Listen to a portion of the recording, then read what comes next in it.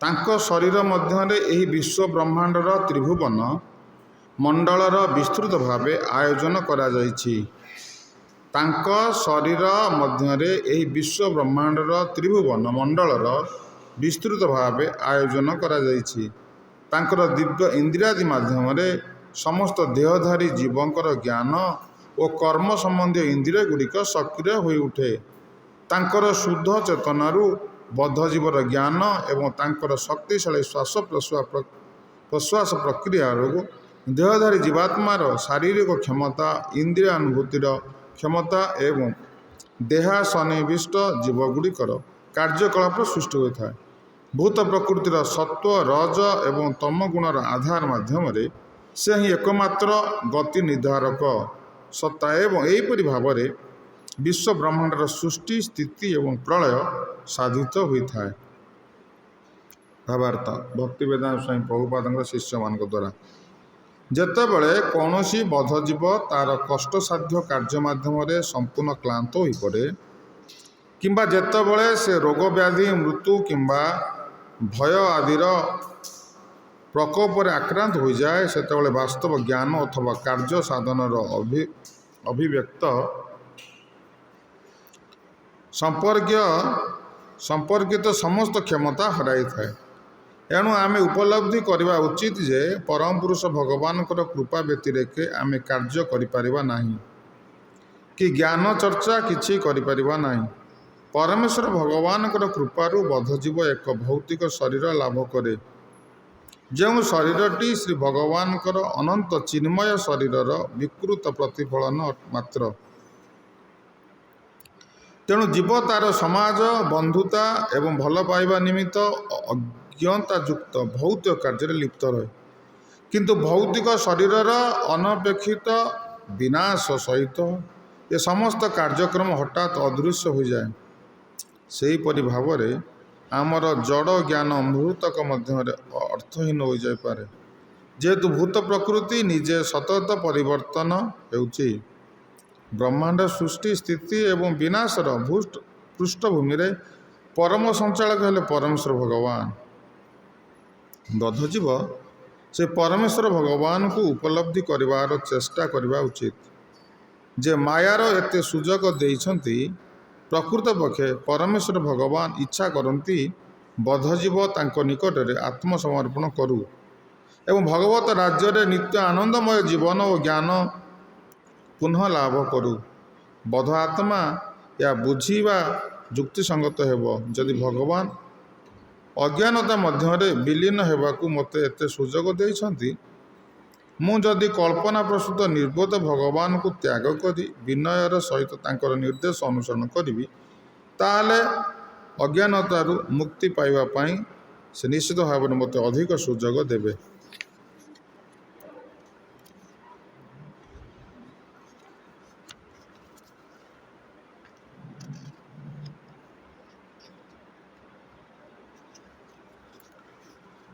ଏହି ଶ୍ଲୋକଟିରେ ଭଗବାନଙ୍କର ଦ୍ୱିତୀୟ ପୁରୁଷ ଅବତାର ରୂପେ ଗର୍ଭୋଦକଶାୟୀ ବିଷ୍ଣୁଙ୍କୁ ବର୍ଣ୍ଣନା ଦିଆଯାଇଛି।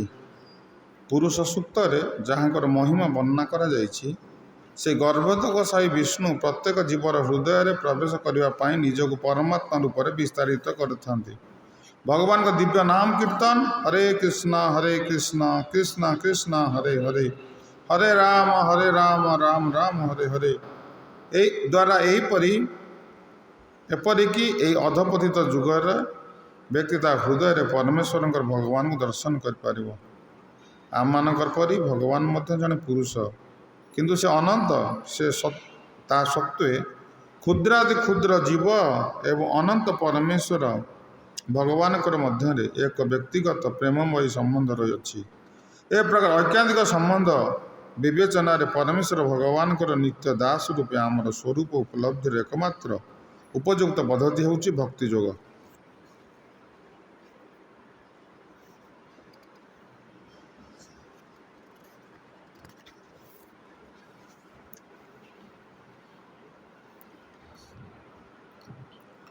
ତାଙ୍କ ଶରୀର ମଧ୍ୟରେ ଏହି ବିଶ୍ୱ ବ୍ରହ୍ମାଣ୍ଡର ତ୍ରିଭୁବନ ମଣ୍ଡଳର ବିସ୍ତୃତ ଭାବେ ଆୟୋଜନ କରାଯାଇଛି। ତାଙ୍କର ଦିବ୍ୟ ଇନ୍ଦ୍ରିୟାଦି ମାଧ୍ୟମରେ ସମସ୍ତ ଦେହଧାରୀ ଜୀବଙ୍କର ଜ୍ଞାନ ଓ କର୍ମ ସମ୍ବନ୍ଧିତ ଇନ୍ଦ୍ରିୟ ଗୁଡ଼ିକ ସକ୍ରିୟ ହୋଇଉଠେ। ତାଙ୍କର ଶୁଦ୍ଧ ଚେତନାରୁ ବଦ୍ଧଜୀବର ଜ୍ଞାନ ଏବଂ ତାଙ୍କର ଶକ୍ତିଶାଳୀ ଶ୍ୱାସ ପ୍ରଶ୍ୱାସ ପ୍ରକ୍ରିୟାରୁ ଦେହଧାରୀ ଜୀବାତ୍ମାର ଶାରୀରିକ କ୍ଷମତା, ଇନ୍ଦ୍ରିୟାନୁଭୂତିର କ୍ଷମତା ଏବଂ ଦେହ ସନ୍ନିବିଷ୍ଟ ଜୀବଗୁଡ଼ିକର କାର୍ଯ୍ୟକଳାପ ସୃଷ୍ଟି ହୋଇଥାଏ। ଭୂତ ପ୍ରକୃତିର ସତ୍ତ୍ୱ, ରଜ ଓ ତମ ଗୁଣର ଆଧାର ମାଧ୍ୟମରେ ସେ ହିଁ ଏକମାତ୍ର ଗତି ନିର୍ଦ୍ଧାରକ ସତ୍ତା ଏବଂ ଏହିପରି ଭାବରେ ବିଶ୍ୱ ବ୍ରହ୍ମାଣ୍ଡର ସୃଷ୍ଟି, ସ୍ଥିତି ଏବଂ ପ୍ରଳୟ ସାଧିତ ହୋଇଥାଏ।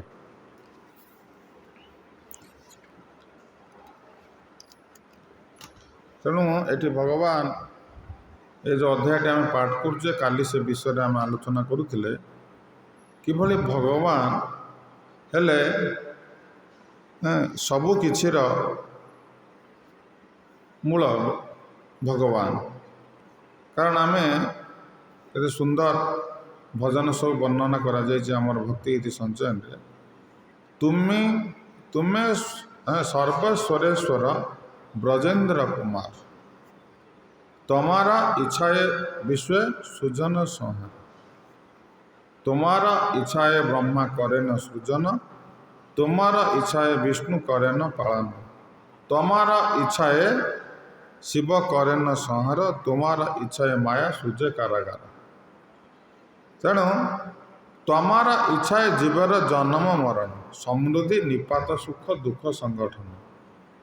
देख ये जो भजन भक्ति विनोद ठाकुर जो लिखिं ये सबू सार वस्तु को यही जगार रखिदे। आम जो अध्यायटे आलोचना करुचे ये अध्यायटे आम ए जो श्लोकटी पाठ कले या श्लोक को बुझा आमको से भक्ति विनोद ठाकुर से भजन टी आम बुझीजा ताल आम श्लोकटी को बुझापी योग्य हो।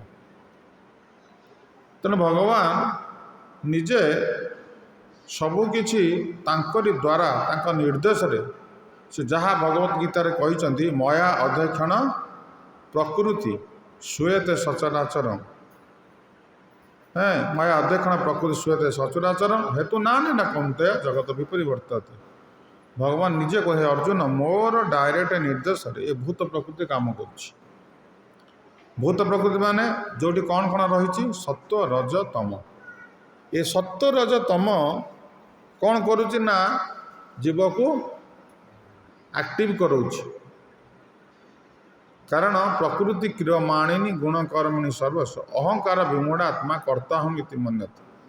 अहंकार बसद जीव को निजक कर्ता बोली भावुँ, वास्तविक से गुणर प्रभाव में प्रभावित हो से कर्म करुच्ची। जिते आम सत्व गुण से आम चाली चलन कथबार्ता आचरण सबकि सात्विक थी, समस्त आनंद प्रदान करुथिबो। एवं जो राजसिक गुण आसीज से दंभ दर्प अभिमान सब आसीज, गर्व दंभ क्रोध ये सब आसीज। तेणु आमर स्थिति संपूर्ण भाव परिवर्तन हो। जमती हम देखा सूर्य थे हठात बादल माने घरीज जमती अवस्था हो जाए से भाव ये शरीर में जो रजगुण आसीज ताकू कार्यक्षमता करे से चुपचाप बसीपर से ब्रह्म मुहूर्तटा साधक मानक सब बेस्ट समय जो समय से भगवान को चिंता करें, भगवान नाम भजन करें। ये सब समयटा हूँ ब्रह्म मुहूर्त। एवं जो तम गुण आसी जाऊँ तो अंधार हो जाऊँ, सूर्य अस्त हो गले अंधार हो गला। से अंधार समय कौन हो तम गुण आसी जाऊँ। तम गुण जो आसी जाऊँ से लोक मैंने कौन कर कार्यक्षमता हराऊँ। रजगुण समय कार्यक्षमता बढ़ी, तम गुण समय कार्यदक्षता कौन हम ना कमिज। शेष में कौन हम जड़े लोक निद्रा आसीज सी शोपड़। तेणु तम गुण न आसा पर्यंत जड़े शोपर तेणु शोवा भी आवश्यकता रही।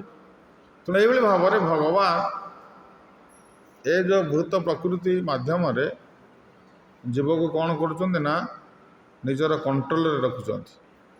जीव केवे स्वतंत्र हो पार ना, জীব जो भावुँ मु स्वतंत्र से स्वतंत्र नुह से भगवान अधीन मान और न मान सबाई आमार दास महाप्रभु कहते जे मानु बा जे न मानु अतीत अनेक असुर मैंने भगवान स्थिति को स्वीकार करना एवं भी केतक असुर प्रकृतिर लोक मैंने अच्छा से भगवान को स्वीकार करना भगवान कहते से मानु बा मत न मानु जड़े कह देश में सरकार ना सरकार को विरोध कले भी से सरकार अधीन से मन इच्छा किसी करना ठीक से भाव में जीव भगवान अधीन से मानु बा से न मानु तेना आम समस्त भगवान निर्देश रे आम कम करुचे कारण भगवान निर्देश रे भूत प्रकृति कम करुच्ची भूत प्रकृति रे जो रही सत्व रज तम गुण से सत्व रज तम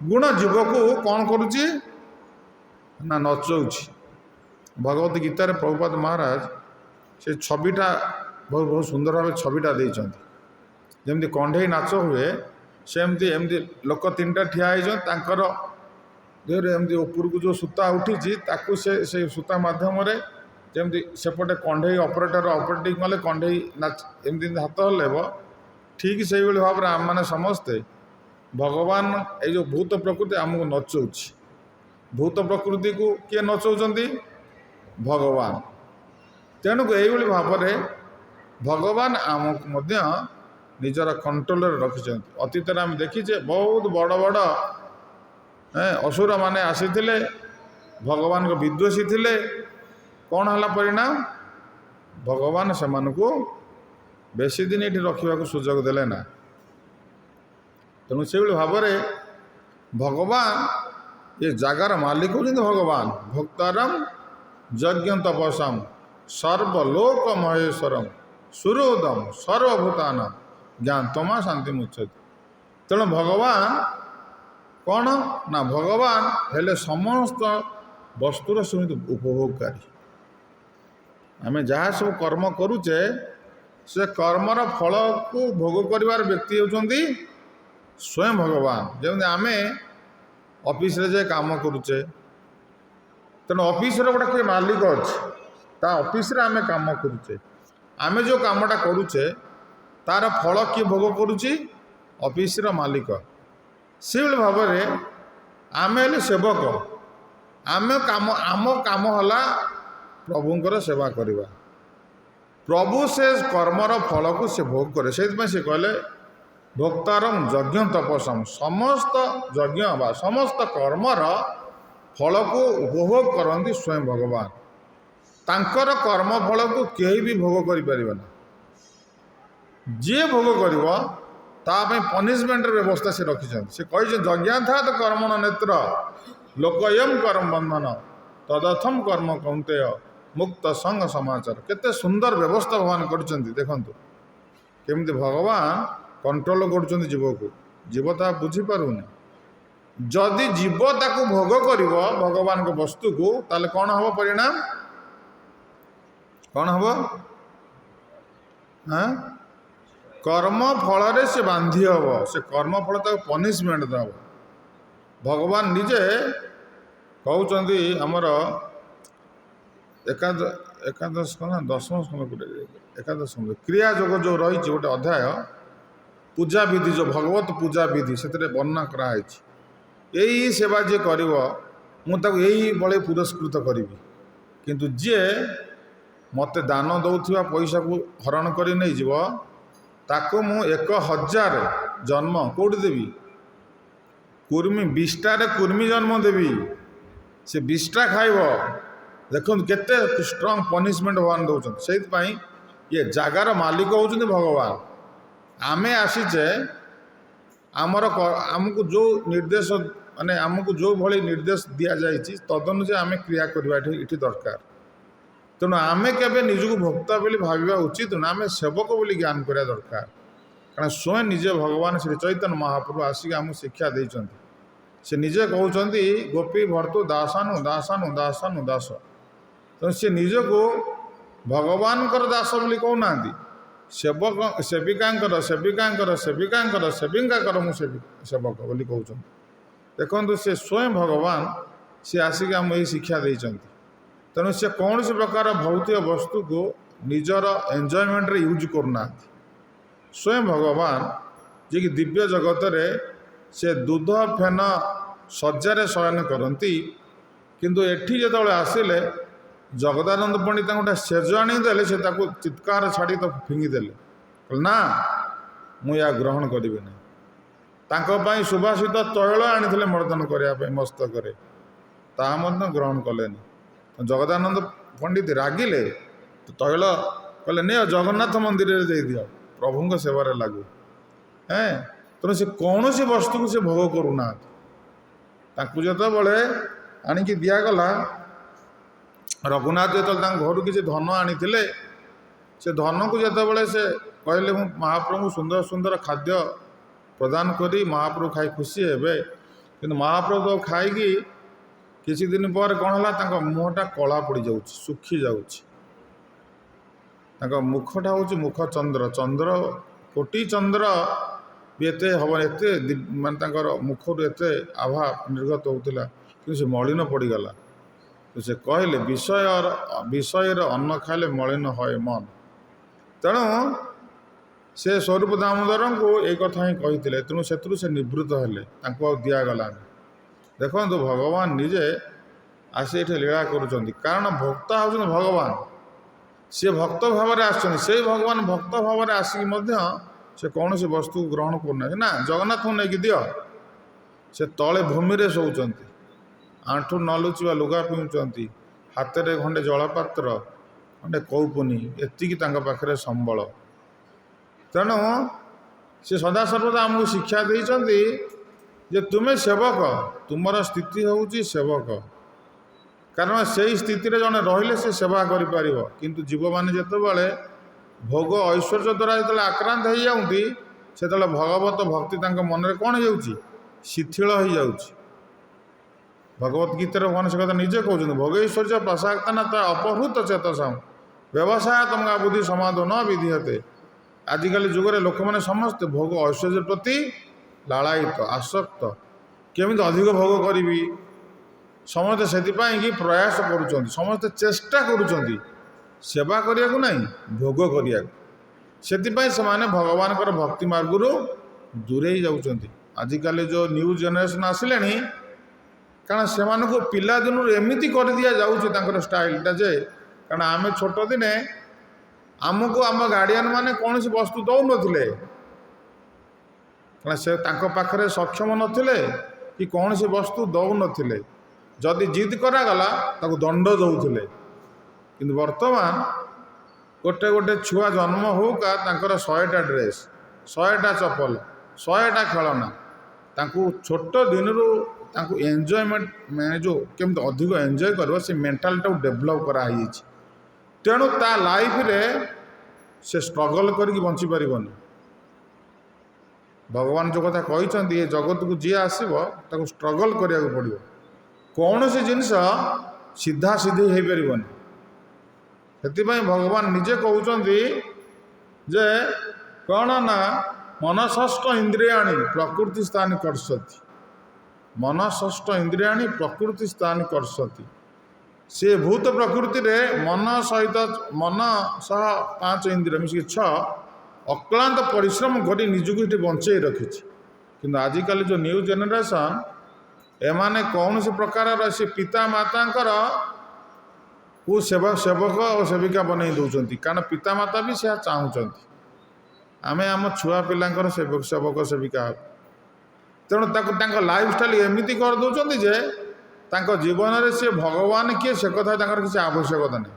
ଭଗବାନଙ୍କର ଆବଶ୍ୟକତା କିଛି ତାଙ୍କର ପଡ଼ୁନି, କାରଣ ତାଙ୍କର ଅଭାବ କିଛି ଗାର୍ଡ଼ିଆନ୍ ମାନେ ରଖୁନାହାନ୍ତି। ଯାହା ଇଚ୍ଛା କଲେ ସାଙ୍ଗେ ସାଙ୍ଗେ ଦେଇ ଦେଉଛନ୍ତି। ତାଦ୍ୱାରା କ'ଣ ହେଉଛି ନା ସେମାନେ ଭଗବାନଙ୍କ ଠାରୁ ଦୂରେଇ ଯାଉଛନ୍ତି। କାହିଁ ତାଙ୍କ ମନରେ ଭୋଗ ଐଶ୍ୱର୍ଯ୍ୟ ପ୍ରତି ସେମାନେ ଆସକ୍ତ। ତେଣୁ ଏ ଭୋଗ ଐଶ୍ୱର୍ଯ୍ୟ ପ୍ରତି ଯେତେବେଳେ ଆସକ୍ତ ହେଇଯାଉଛନ୍ତି, ସେତେବେଳେ ଭଗବାନଙ୍କର ଭକ୍ତିଟା ତାଙ୍କ ମନରେ ଶିଥିଳ ହେଇଯାଉଛି। ସେଇଥିପାଇଁ କି ରାଣୀ କୁନ୍ତି କ'ଣ ମାଗୁଥିଲେ, ଦୁଃଖ ଦିଅ ଆପଣ ପାଖରେ ରୁହ। କାରଣ ଦୁଃଖ ସମୟରେ ଆମେ ଯେଉଁ ତୀବ୍ର ଭାବରେ ଭଗବାନଙ୍କୁ ଚିନ୍ତା କରିପାରିବା, ସୁଖ ସମୟରେ ସେମିତି ତୀବ୍ର ଭାବରେ ଚିନ୍ତା କରିପାରିବା ନା। କାରଣ ତୀବ୍ରେଣ ଭକ୍ତି ଯୋଗେନ ଯଜନ୍ତ ପୁରୁଷ ପର। तीव्र भाव में आम भगवान भक्तिटा तीव्र भाव हवा दरकार से भगवान तांकर प्रेमटा को तीव्र करने ब्रजू छाड़ी पलई कि आम मैंने से आम जो धारा को आसीचे आम सदा भगवान को दुख मांगा दरकार कारण दुख देले आम मन भगवान भक्तिटा आम भगवान प्रति प्रार्थनाटा अति व्याकुलता हम सुखर हेनी जे सुख जदि आसीगला जान भगवान आमको कौन कले ठकीदेले सुख आसिले भगवान पर आम दूरे जावा से प्रभुपाद महाराज कहते जिते पिलाटा खेलुची ता माँ केवे ता कथा चिंता करूनी कहीं चिंता करूनी से तो खेलुची खेलुची खेलुची जिते से कांद माँ जान भोक लगे कोल बस स्तनपान करुच्ची तो से भाव में आमको ये श्री श्रीमद गौरवंद गोस्वामी गुरु महाराज से कहते मुझे जो से मंदिर को कहते मुझे गोटे स्कूल खोली एटा क्राइंग स्कूल ये समस्ते आसवे कांदे कारण कांदिले भगवान को पाखरे भगवान शुणवे तेना आमको जदि विषय सुख देदेवे से विषय सुख आम एत मजिजिया जे भगवान को आम भूली जाइए आजिकल जुगर ये स्टाइल है छुआ मैंने ब्रह्म मुहूर्त किए सजा त्याग करूना आम राति सारा बा पढ़ुचु तेणुक से 9टा बेलू उठू तांकर ये अभ्यासटा एमती रही जाऊँगी जे जो समय मूल्यवान ब्रह्म मुहूर्त जो मूल्यवान समय से समय से शोचंती जो समय मान धन रोजगार समयटार शोई पड़ुंट तापर पथर रोजगार करे समय उठुंट 9टा बेले उठे खाई पी जी अक्लांत परिश्रम करेंगे और ता प्रतिबदल किसी दरमा आणवे से जीवन यापन कर जो मूल्यवान समय जो समयटा आनंद प्रदान करे जीव को से समय जीव कौन करुच्ची ना शोई पड़ुची मूल्यवान समय अरे जीव शोई पड़ुची तेना जीवन शैलीटा ये गला आ भगवान कौन बुझे तो भगवान को बुझापी जानापी कि शास्त्र भगवान सबू स्थान में वर्णना कर भगवत गीतार क्लीयर कथा सब कही डायरेक्ट निजे भगवान कहते एठी से भाव में दुर्मिल से विषय भगवान विषय ये वर्णना कर भगवान कौन भगवान स्थितिटा कौन हाँ तेणु से विषय जन बुझब जानव इति मत्वा भजन्ते मां बुधाव समन्वित यह जानी लोक मैंने भगवान भक्ति करेंगे भजन करेंगे तेणु भगवान किए जेपन जड़े न बुझी से भजन केमती कर से भगवान को बुझेवाई कि आमको यही जो भक्ति धारा कारण एकमात्र धारा जे कि भक्ति धारा जे कि आमको भगवान विषय रे संदेश प्रदान करे एवं आम यही धारा जो गमन करवा जीवा से भगवान बुझीपारे भक्ति आम अभिजान भगवान कले केवल ये भक्ति जो मार्ग जड़े आश्रय कले मत बुझीपार मत जापर मो सेवा कर मो पाखक फेरी आस भक्ति जोग व्यतीत आ कौन जोग मध्यम जड़े भगवान को प्राप्त हो पार ना तेणुक एटी दुर्मिल महाराज निमि प्रश्न पचार अवतार मान विषय तेणु से विषय महाराज निमि को नवजोगेन्द्र मान को अन्यतम दुर्मिल से कथा कहते किभली भाव में ब्रह्मा को जो सृष्टि कले ब्रह्मा 100 वर्ष खाली तल उपर हेले से जो पद्मनाड़ू भितर आसिले भगवान माने पेट भितर को आसिले पुणी जाइए पुणी ऊपर को उठिले खाली बुलिले 100 वर्ष बीतीगला किसी जापारे 100 वर्ष काल से बुली बुली किसी जापारे तापर थकिक जा बसिले भगवान तांकर प्रचेष्टा देखिकी टे कृपा कले आमे बिना प्रचेष्टा आखि बुझी भावीदवा मत मिलजीव दिल्लिका लड्डू केबे मिल प्रचेष्टा करिया पड़ो तेणु ब्रह्मांकर प्रचेष्टा देखिकी भगवान तांको कहले तप तापर ब्रह्माजी तपस्या कले कारण भगवान हृदय अच्छा से हृदय आम मत स्मृति ज्ञानम अपहन मुच कारण आम जो जिनसा बुझा भगवान जदि आमको बुझेबे आम बुझीपार ना आम बुझीपार कारण ये श्लोक से ही वर्णना कराई सबू जिनस भगवान उपर निर्भर कर सबू जिनस एमती को जिनस ना ଯେ ଭଗବାନଙ୍କୁ ଛାଡ଼ିକି ଜୀବ ତାର ସ୍ୱତନ୍ତ୍ର ଭାବେ କିଛି କରିପାରିବ? କିଛି କରିପାରିବ। କାରଣ ଇନ୍ଦ୍ରିୟମାନଙ୍କର ପ୍ରଭୁ କିଏ? ଭଗବାନ। ସେଥିପାଇଁ ତାଙ୍କ ନାମ କ'ଣ? ଋଷିକେଶ। ତେଣୁ ଆମେ ଇନ୍ଦ୍ରିୟମାନଙ୍କ ମାଧ୍ୟମରେ ଯାହା କରୁଛେ ସେଟା ଭଗବାନ ସେଥିରେ ଭଗବାନଙ୍କର କିଛି ପ୍ରଦାନ, ଭଗବାନ କିଛି ବ୍ଲେସିଂ ଦେଉଛନ୍ତି ବୋଲିକି ଆମେ ବୁଝିପାରୁଛେ। ଭଗବାନ ଯଦି ଇଚ୍ଛା ନ କରିବେ ଆମେ କିଛି ବି ବୁଝିପାରିବାନି। ଏପରି ପ୍ରହ୍ଲାଦ ମହାରାଜ କହୁଛନ୍ତି ଭଗବାନ ଯଦି କୃପା ନ କରିବେ ଆମେ ଡକ୍ଟର ପାଖକୁ ଯାଉଛେ, ଡକ୍ଟର ମଧ୍ୟ ଆମ ରୋଗ ଚିହ୍ନି ପାରିବେନି। ଏବଂ ଯେଉଁ ଔଷଧ ଆମକୁ ଡକ୍ଟର ଦେଉଛନ୍ତି ସେ ଔଷଧ ବି ଆମ ପାଖରେ କାମ କରିବ। ବେଳେବେଳେ ଜଣେ ଜଣେ ଭକ୍ତଙ୍କର ଯେତେବେଳେ ଟ୍ରିଟମେଣ୍ଟ ଡକ୍ଟର କରୁଛନ୍ତି ସେ ଆଶ୍ଚର୍ଯ୍ୟ ହେଇଯାଉଛନ୍ତି, ଆରେ ଇଏ ଲୋକ କେମିତି ବଞ୍ଚିଛି ଆମେ କିଛି ଜାଣିପାରୁନୁ। ସେ ଆଶ୍ଚର୍ଯ୍ୟ ହେଇଯାଉଛନ୍ତି। କାରଣ ତାଙ୍କର ଯେଉଁ ବିଦ୍ୟା ମେଡ଼ିକାଲ ସାଇନ୍ସର ଉର୍ଦ୍ଧ୍ୱ କଥା ହେଉଛନ୍ତି ଭଗବାନଙ୍କର ବ୍ଲେସିଂଟା। ତେଣୁ ସେ ବୁଝିପାରୁନାହାନ୍ତି ଯେ ଲୋକଟା ବଞ୍ଚିଛି କେମିତି, କିନ୍ତୁ ସେ ଲୋକ ବଞ୍ଚିଛି, ତାର କିଛି ଅସୁବିଧା ନାହିଁ। ଯେ ସୀତାରାମ ଲକ୍ଷ୍ମଣ ହନୁମାନ ମହାରାଜ। ତେଣୁ ଏଇଭଳି ଭାବରେ ଭଗବାନଙ୍କର କରୁଣାରୁ ଜୀବ ଯେଉଁ ବଞ୍ଚିଛି ଏବଂ ଭଗବାନଙ୍କ କରୁଣାରୁ ଭଗବାନ ସବୁକିଛି ଜୀବକୁ ପ୍ରଦାନ କରୁଛନ୍ତି। କାରଣ ଶ୍ରୁତମ୍ ସର୍ବଭୂତାନ, ଖାଲି ଯେ ଆମର ଶ୍ରୁତ ଭଗବାନ ତାହା ନୁହେଁ, ସକଳ ଜୀବର। ଆମ ପାଇଁ ସରକାର ଟଙ୍କିକିଆ ଚାଉଳ ଦେଇଦେଉଛି, କିନ୍ତୁ କାଉ, ଶାଗୁଣା, ପକ୍ଷୀ, କୁକୁର, ବିଲୁଆ, ସାପ ତାଙ୍କ ପାଇଁ କିଏ ଦେଉଛି? ତାଙ୍କ ଭଗବାନ ଦେଉଛନ୍ତି। ଆମ ବାଡ଼ିରେ ଆମେ ଗଛ ଲଗାଉଛେ, ସେଥିରେ ପାଣି ନଦେଲେ ସେ ଗଛ ମରିଗଲା। ଆମେ ଗଛ ଗୁଡ଼ା ସବୁ ମରିଯାଉଛି ପାଣି ବିନା, ଏତେ ପାଣି ଦେଇକି ମରିଯାଉଛି। କିନ୍ତୁ ଏ ପାହାଡ଼ ଉପରେ ଗଛ ଗୁଡ଼ାକ ଅଛି, ସେ ତ କାହିଁ ମରୁନି? ତାର ଦାୟିତ୍ୱ କିଏ ନେଇଛନ୍ତି? ଭଗବାନ ତାର ଦାୟିତ୍ୱ ନେଇଛନ୍ତି। ଏ ଗାଈ ଗୁଡ଼ା ଯେଉଁ ବୁଲୁଛନ୍ତି, ଆମେ ଗାଈ ଘରେ ବାନ୍ଧିକି ସେ ଗାଈର ବିଭିନ୍ନ ପ୍ରକାର ସମସ୍ୟା ସୃଷ୍ଟି ହେଉଛି। ଏ ଗାଈ ଗୁଡ଼ା ସବୁ ବାହାରେ ବୁଲୁଛନ୍ତି, ତାଙ୍କର କିଛି ହେଉନି। ବର୍ଷାରେ ଓଦା ହେଉଛନ୍ତି, ଖରା ଖାଉଛନ୍ତି, କେଉଁଠୁ ଶୋଉଛନ୍ତି, କ'ଣ ଖାଉଛନ୍ତି, କ'ଣ ନାଉଛନ୍ତି, କିନ୍ତୁ ସେ କାରଣ ଭଗବାନଙ୍କ ଉପରେ ଜୀବ ଯେତେବେଳେ ନିର୍ଭର କରିବ ସେତେବେଳେ ଜୀବର କୌଣସି ପ୍ରକାର ସମସ୍ୟା ରହିବନି। କିନ୍ତୁ ଭଗବାନଙ୍କୁ ଛାଡ଼ିକି ଯେତେବେଳେ ଜୀବ ନିଜର ବଳ ଉପରେ ଭରସା କରିବ ସେତେବେଳେ ସବୁ ସମସ୍ୟା ଆସି ପହଞ୍ଚିବ। ସେଥିପାଇଁ ଭକ୍ତିବିନୋଦ ଠାକୁର ଗାଇଛନ୍ତି କ'ଣ? ନିଜ ବଳ ଚେଷ୍ଟା ପ୍ରତି ଭରସା ଛାଡ଼ିଆ, ତମାର ଇଚ୍ଛା ଅଛି ନିର୍ଭର କରିବା। ଯେତେବେଳେ ଜୀବ ଭଗବାନଙ୍କର ବ୍ଲେସିଂ ଉପରେ ନିର୍ଭର କରିବ। ଆମମାନେ ଯେତେବେଳେ ଏଠିକି ଆସିଲୁ, ଆମ ଗୁରୁ ମହାରାଜ ଅପ୍ରକଟ ହେବା ପୂର୍ବରୁ ଆମକୁ ଆଣିକି ସୀତାରାମ ଲକ୍ଷ୍ମଣ ହନୁମାନ ମହାରାଜଙ୍କ ପାଖରେ ଛାଡ଼ିଦେଲେ। କାହିଁ ଛାଡ଼ିଗଲେ? ନା ତୁମର ଇଏ ଦେଖାଶୁଣା କରିବେ। କାରଣ ଗୁରୁ ମହାରାଜ ଜାଣିଛନ୍ତି ଆମମାନଙ୍କର ଯୋଗ୍ୟତା କ'ଣ ଅଛି। ତେଣୁ ଆମକୁ ଆଣିଦେଲେ, ଛାଡ଼ିଦେଲେ। ଭଗବାନ ରାମ ଆମ ପାଇଁ ଖାଇବା ପିଇବା ରହିବା ସବୁ ବନ୍ଦୋବସ୍ତ କରୁଛନ୍ତି। କାରଣ ଆମେ ତାଙ୍କ ଉପରେ ଯେହେତୁ ଆମ ପାଖରେ କିଛି ଯୋଗ୍ୟତା ନାହିଁ, କିନ୍ତୁ ଆମେ କ'ଣ କରିବା ଦରକାର? ଏଥିରେ ଏ ପର୍ପଟରେ ବର୍ଣ୍ଣନା କରାଯାଇଛି। ସଦାସର୍ବଦା ତାଙ୍କ ପାଦ ପଦ୍ମରେ ହାତ ଯୋଡ଼ିକି ଅନୁନୟ ବିନୟ ହେବା ଦରକାର। ମାନେ ଯେମିତି ଗୋଟେ କୁକୁରଟାକୁ ବିସ୍କୁଟ ଦେଲେ କୁକୁର ଯେମିତି ଲାଞ୍ଜକୁ ହଲେଇକି ତାର ଗୋଡ଼ ତଳେ ଯେମିତି ପଡ଼ିଯାଏ, ସେଇଭଳି ଭାବରେ ଆମେ ଭଗବାନ ପାଖରେ ଅନୁନୟ ବିନୟ ହେବା ଦରକାର ହାତ ଯୋଡ଼ିକି। ପ୍ରଭୁ, ଆପଣଙ୍କ ଦୟାରୁ ଆମେ ବଞ୍ଚିଛୁ। ଆପଣଙ୍କ ଦୟାରୁ ଆମେ ତ କିଛିଟେ କରୁନୁ, ନା କଲେକ୍ସନ କରୁଛୁ, ନା କୁଆଡ଼େ ଯାଉଛି, କିଛି ନାହିଁ।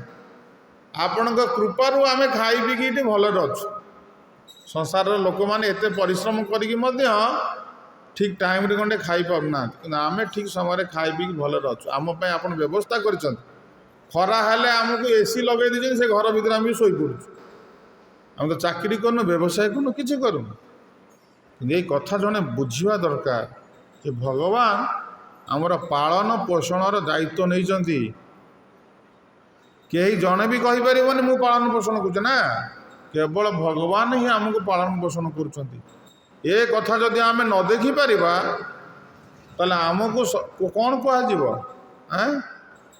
ଜାଣିଆ ଶୁଣିଆ ବିଷ ଖାଇନୁ, ଜାଣି ଶୁଣି ଆମେ ବିଷ ଖାଇ ମରୁଛେ।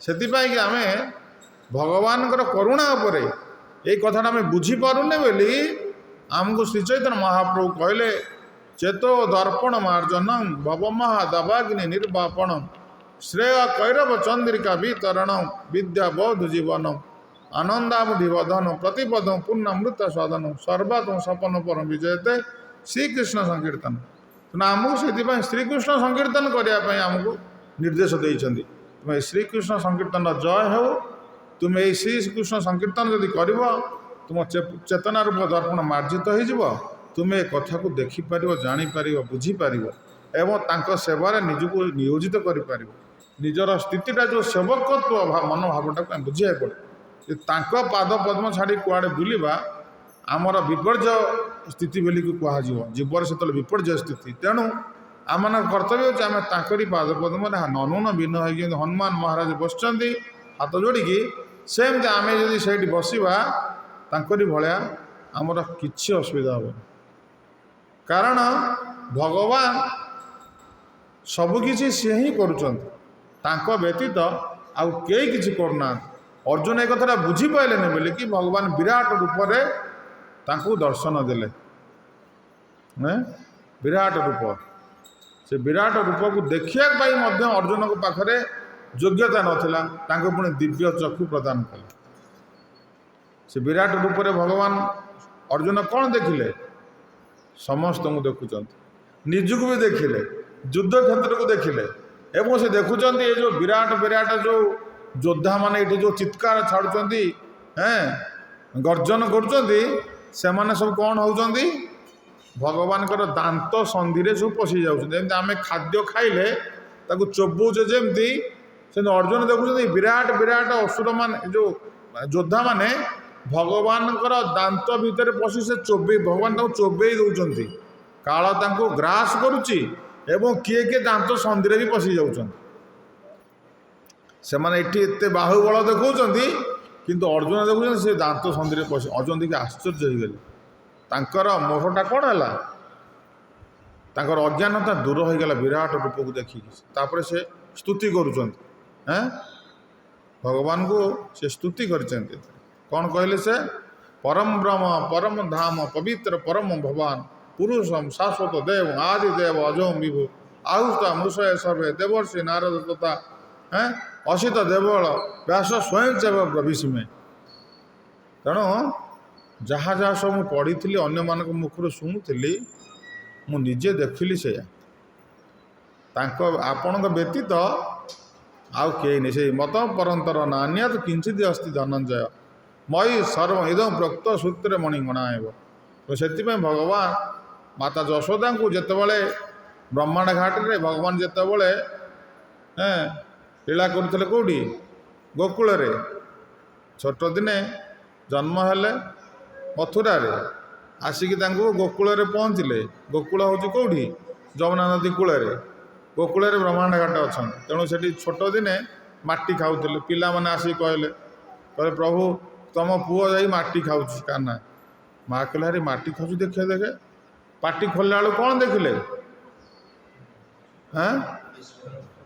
अशेष ब्रह्मांड को देखुं पेट भितर निजे माँ देखुं सी भी भितर अच्छा सी कान्हा भी ठिया है माँ भी ठिया होती जे से भितर भी देखुं से आश्चर्य हो गए से बुझीपारे कृष्ण मोहित करदे माँ भाविले जे मो पुओ को बोधे किसी खराब खराब दृष्टि किए पकई तेणु सी नहीं सागे सागे कौन कले ना गाई लांजरे झाड़ीदे से जो गोमय गोमूत्र कले स्नान करइले पाखर कौन खराब जमी न रहे देख के भगवान एगुड़ा सब देखे दौरान आम देखिकी मत जापारूँ से जितेबाला आम भक्ति जो आश्रय करवा एवं भगवान पवित्र नाम जिते आम कीर्तन करवा से भगवान कृपारू आम बुझीपार जापर भगवान जदि इच्छा न करेंगे आम कहीं बुझीपारे ना कारण भगवान निजे कहते नते विदु सुरगणा प्रभव न महर्षय अहम आदि ही देवाना महर्षिणाम च सर्वस्व देवता माने मुनि ऋषि माने ये से भगवान को बुझीपारना जापारना ଆମେ ଗୋଟେ କ୍ଷୁଦ୍ର ଜୀବ, ଆମର ସ୍ଥିତିଟା କ'ଣ ଆମେ କେମିତି ବୁଝିବା? କିନ୍ତୁ ବୁଝିବାକୁ ସହଜ ହୋଇଯିବ ଏ ଭକ୍ତି ଯୋଗୁଁ ଆଶ୍ରୟ କରିବା। ଏଇ ଗୁରୁ ପରମ୍ପରା ଆଚାର୍ଯ୍ୟମାନେ ଆମକୁ ବୁଝେଇ ଦେଇଛନ୍ତି। ପ୍ରଭୁପାଦ ମହାରାଜ କେତେ ଅକ୍ଳାନ୍ତ ପରିଶ୍ରମ କରି ତାଙ୍କ ପୁସ୍ତକ ଲେଖିଛନ୍ତି, ଯେଉଁ ପୁସ୍ତକ ସ୍ୱୟଂ ନିଜେ ଏଇଟା ସବୁ ଗୋବିନ୍ଦ ଭାଷ୍ୟ ଭଗବାନ ନିଜେ ଲେଖାଇ ଦେଇଛନ୍ତି। ତେଣୁକରି ତାଙ୍କ ହାତ ଧରିକି ଯେଉଁ କଥା କି ଆଜି ଆମେ ପଢ଼ୁଛେ ବୁଝୁଛେ, ପ୍ରଭୁପାଦ ନିଜେ ତାଙ୍କ ପୁସ୍ତକ ପଢ଼ୁଥିଲେ। ତେଣୁ ଏ ଶ୍ଳୋକରେ ଦୁର୍ମିଳ ସେ କଥା କହୁଛନ୍ତି ଯେ ସବୁକିଛି ଭଗବାନଙ୍କର ନିର୍ଦ୍ଦେଶରେ ସଂସାରଟା ଚାଲିଛି।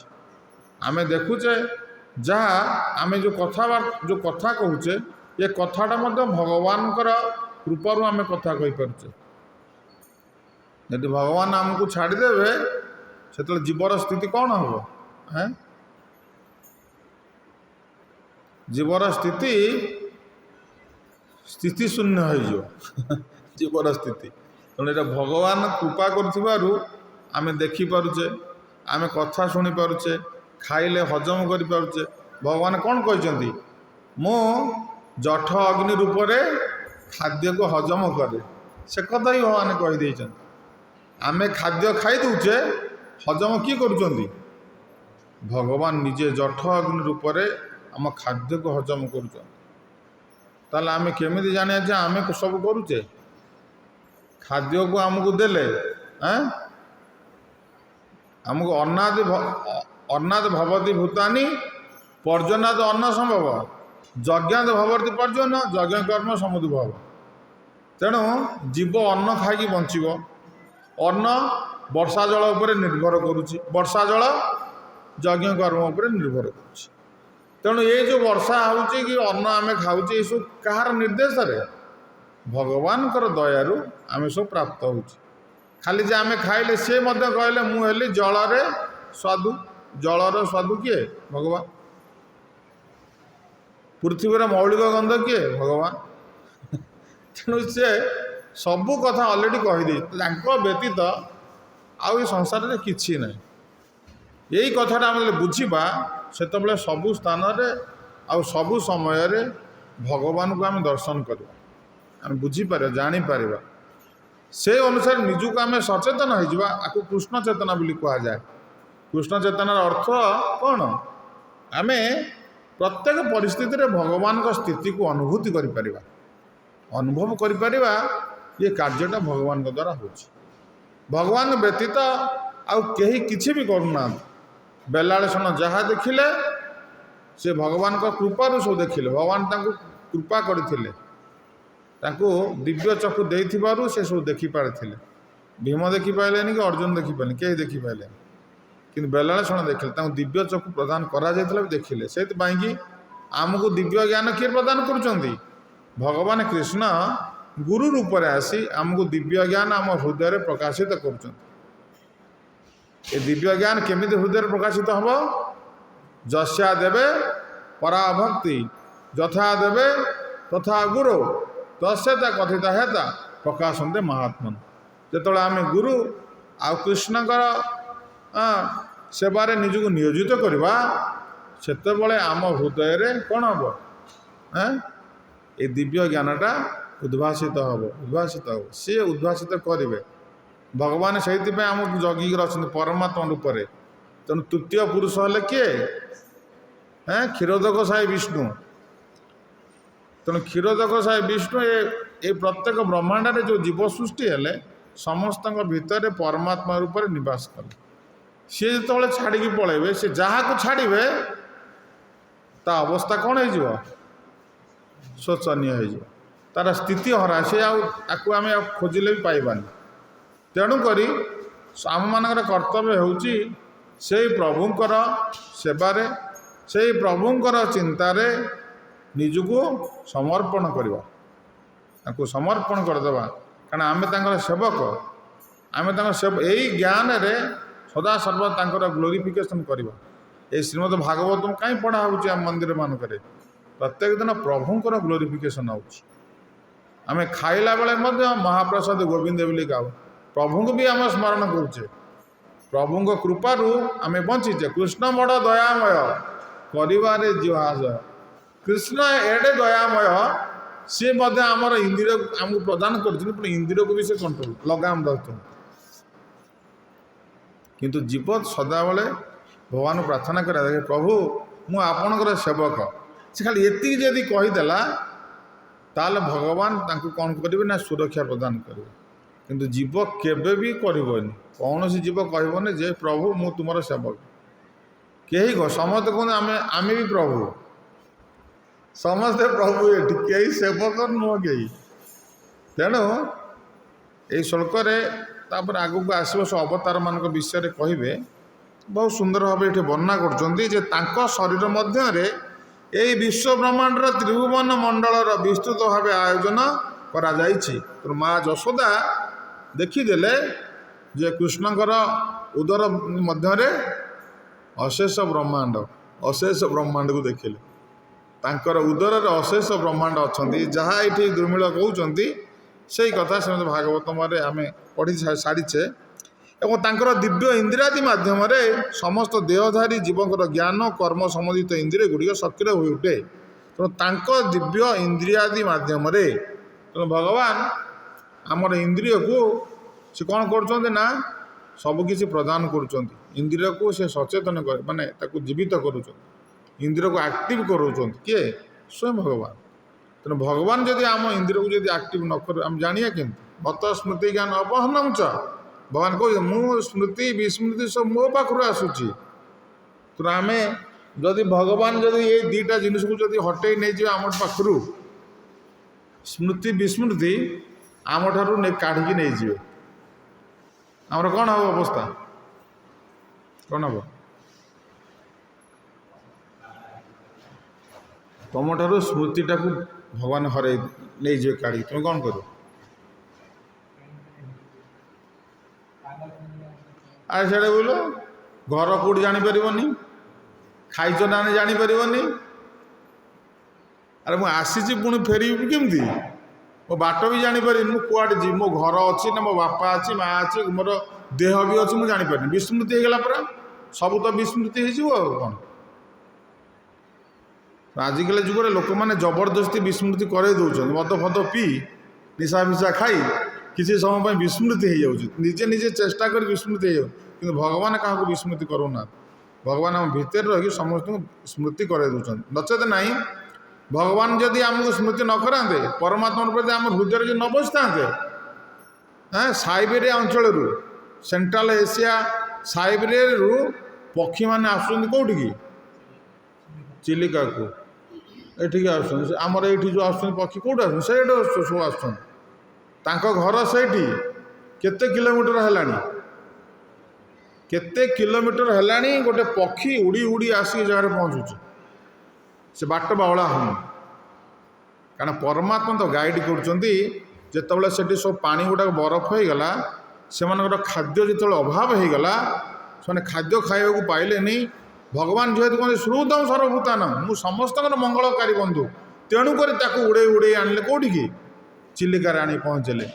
ସେ ପକ୍ଷୀ ଜାଣିଛି ଯେ ଚିଲିକାରେ ଏଠି ଶୀତ, ସେଠି ଶୀତ ଦିନ, ଏଠି ହେଉଛି ମାନେ ଏତେ ଶୀତ ନାହିଁ, ପାଣି ଏଠି ଅଛି, ଏଠି ଖାଦ୍ୟପେୟ ସଫିସିଏଣ୍ଟ ମିଳୁଛି। ସେ ଜାଣିଛି, ସେ ଜାଣିଛି ନା।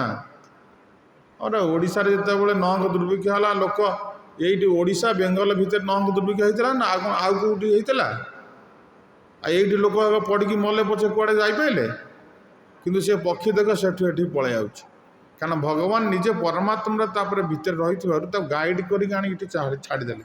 ଆମେ ଗୋଟେ ଫ୍ଲାଇଟ୍ ଚଲାଉଛୁ, ଫ୍ଲାଇଟ୍ ଉପରକୁ ଉଠିଗଲେ ଯଦି କଣ୍ଟ୍ରୋଲ ରୁମ୍ର ସହିତ ଡିସ୍କନେକ୍ଟ ହେଇଗଲା, ସେ ଫ୍ଲାଇଟ୍ କ୍ରାସ୍ କରିଯିବ।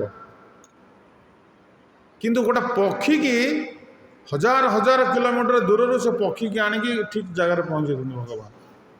ଏସବୁ କାର୍ଯ୍ୟ ଗୁଡ଼ିକ ଭଗବାନ ନିଜେ କରୁଛନ୍ତି। ସେଇଥିପାଇଁ ଆମକୁ ଇନ୍ଦ୍ରିୟ ଗୁଡ଼ିକୁ କଣ୍ଟ୍ରୋଲ କରୁଛନ୍ତି ସ୍ୱୟଂ ଭଗବାନ। ସେଥିପାଇଁ ତାଙ୍କ ନାଁ ହେଲା ଋଷିକେଶ। ଆମମାନଙ୍କ ଯେଉଁ ଭଗବାନ ଆମକୁ ଇନ୍ଦ୍ରିୟ ଗୁଡ଼ିକ ଦେଇଛନ୍ତି, ଆମମାନଙ୍କର କର୍ତ୍ତବ୍ୟ ହେଉଛି ସେଇ ଇନ୍ଦ୍ରିୟ ଗୁଡ଼ିକୁ ସେଇ ପ୍ରଭୁଙ୍କ ସେବାରେ ଲଗାଇବା ଦରକାର। ସେଇ ପ୍ରଭୁଙ୍କ ସେବାରେ ଆମର ଇନ୍ଦ୍ରିୟ ଗୁଡ଼ିକ, କାରଣ ସିଏ ହେଲେ ମାଲିକ, ଆମକୁ ଦେଇଛନ୍ତି। ତାଙ୍କ କାମ କରିବ, ଆମ କାମ ବି କରିବ। ଆମ କାମ କରୁନି, ଆମେ ଯଦି ଖାଲି ଆମ କାମରେ ଲଗାଇଦେବା, ଆମେ କ'ଣ ହେଇଯିବା? ସ୍ୱାର୍ଥପର ହେଇଯିବା। ସେଥିପାଇଁ ଆମକୁ ପନିଶମେଣ୍ଟ ମିଳୁଛି। ଏ ଜଗତରେ ଯେଉଁ ପନିଶମେଣ୍ଟ ମିଳିବାର ଏଇଟା କାରଣ ଭଗବାନ ଆମକୁ ଦେଇଛନ୍ତି। ତୁମ କାମ ହେବ, ମୋ କାମ ବି ହେବ, ଦୁଇ ଜଣଙ୍କ କାମ ହେବ। କିନ୍ତୁ ଆମେ ପ୍ରଭୁଙ୍କ ସେବାରେ ନ ଲଗେଇ କେବଳ ଆମ ସେବାରେ ତାକୁ ଲଗେଇ ଦେଉଛୁ। ସେଥିପାଇଁ ଆମେ କଷ୍ଟ ପାଉଛେ, ନହେଲେ ତାର ଆଉ କିଛି କାରଣ ନାହିଁ।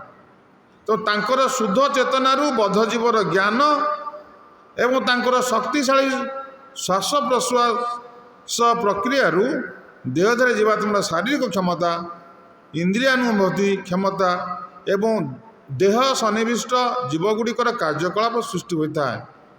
ତେଣୁ ଭଗବାନଙ୍କର ଯେଉଁ ଶୁଦ୍ଧ ଚେତନାରୁ ବଦ୍ଧଜୀବର ଜ୍ଞାନ ଆସୁଛି, ଆମ ପାଖକୁ ଯେଉଁ ଜ୍ଞାନ ଆସୁଛି ଭଗବାନଙ୍କର ଶୁଦ୍ଧ ଚେତନାରୁ, ଭଗବାନ ଆମ ଭିତରେ ରହିଛନ୍ତି ବୋଲି ଏସବୁ ଜିନିଷ ଗୁଡ଼ା ଆସୁଛି।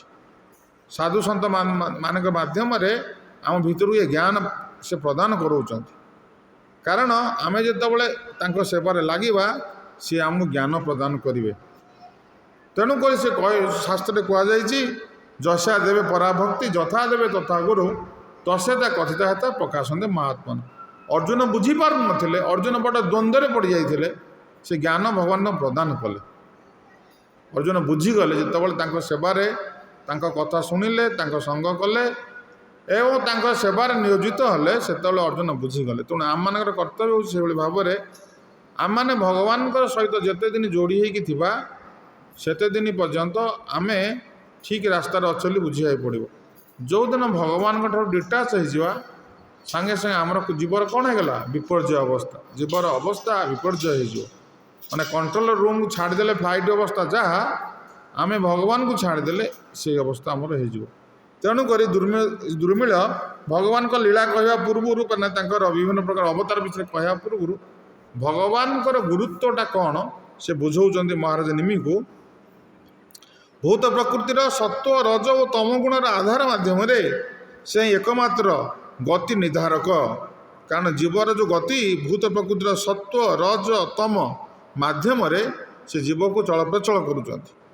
ଯଦି ଭଗବାନ ଯଦି ଏ ସତ୍ଵ ରଜ ତମକୁ ଯଦି ଏ ସଂସାର ନ ରଖିବେ, ଜୀବ ଇନ୍ଆକ୍ଟିଭ୍ ହେଇଯିବ, ଜୀବ କିଛି କରିପାରିବନି। ଯଦି ତମ ଗୁଣକୁ ଅପସରି ନେଇଯିବେ ଭଗବାନ, ଜୀବ ଶୋଇବ କେମିତି? ଜୀବକୁ ଆଉ ନିଦ ହେବନି। ଦେଖନ୍ତୁ କେତେ ବ୍ୟବସ୍ଥା ଭଗବାନ କରିଛନ୍ତି। ତେଣୁ ଯଦି ରାତି ନ ହେବ ଅବସ୍ଥା କ'ଣ ହେବ ଆମର?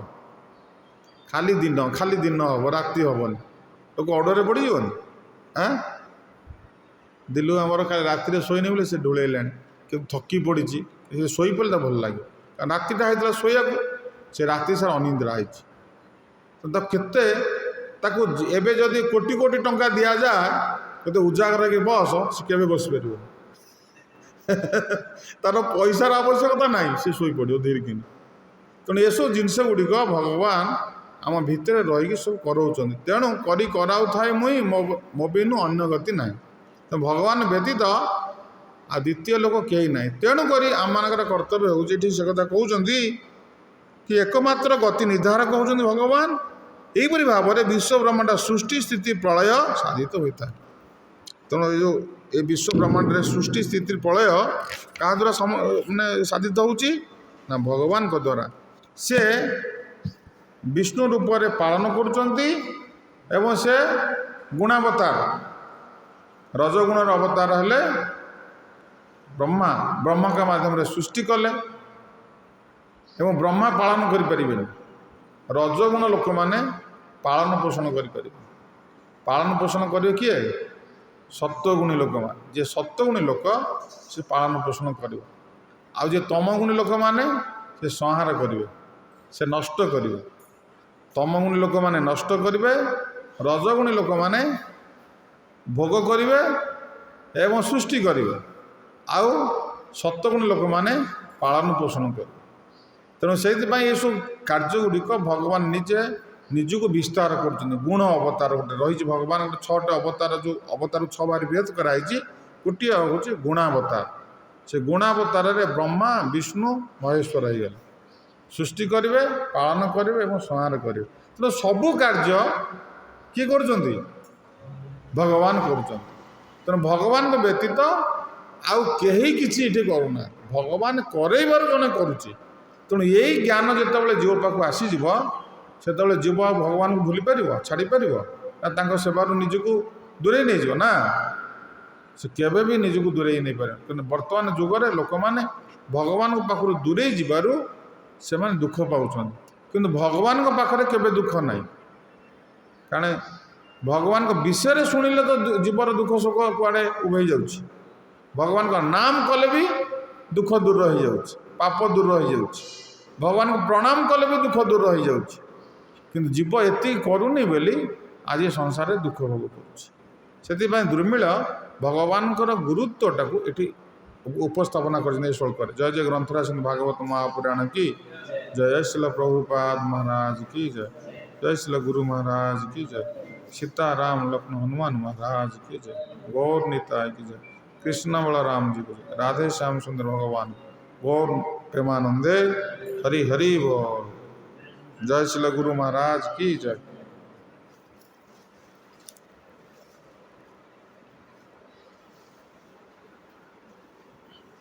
छोड़